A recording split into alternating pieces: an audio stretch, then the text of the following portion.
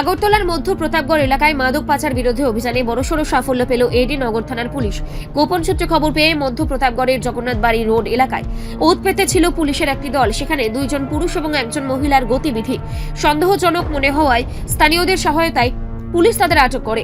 পরবর্তীতে তাদের সাথে থাকা ব্যাগ তল্লাশি করে বিপুল পরিমাণ নেশা জাতীয় SF কফ সিরাপ উদ্ধার করা হয়। এডি নগর থানার ওসি সুশান্ত দেব জানিয়েছেন, আটককৃতদের কাছ থেকে মোট 63 বোতল এস কফ সিরাপ উদ্ধার করে হয়েছে, যার বর্তমান বাজার মূল্য আনুমানিক 50,000 টাকারও বেশি।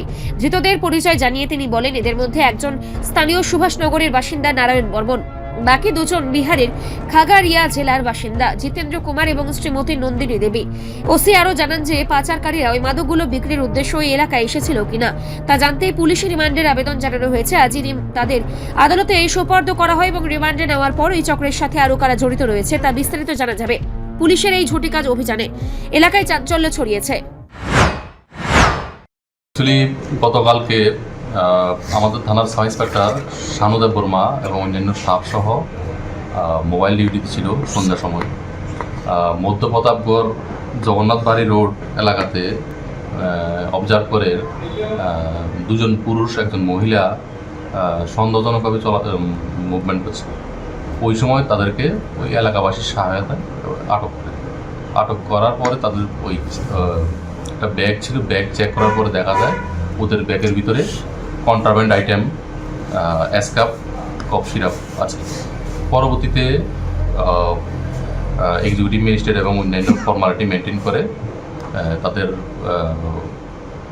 ব্যাগ থেকে তল্লাশি করে সর্বমোট 63 escape cough syrup contraband drugs উদ্ধার হয় এবং তাদের 3 জনকেই গ্রেপ্তার করা হয়। নামগুলি একজন নারায়ণ বর্মন, ওনার বাড়ি সুভাষনগর, জিতেন্দ্র কুমার বাড়ি জেঠুলি বিহার স্টেট এবং একজন মহিলা শ্রীমতী নন্দিনী দেবী, ওনার বাড়ি লাগার খাগারিয়া ডিস্ট্রিক্ট বিহার। 3 জনকে আজকে আমরা মাননীয় আদালতে প্রত্যাহার করেছি।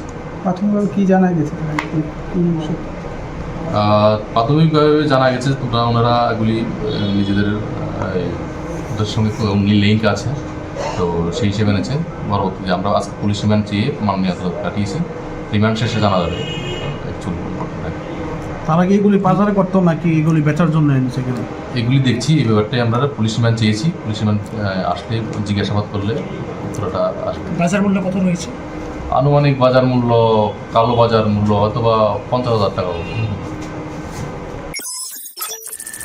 রিপোর্ট সংবাদ প্রতীক্ষা।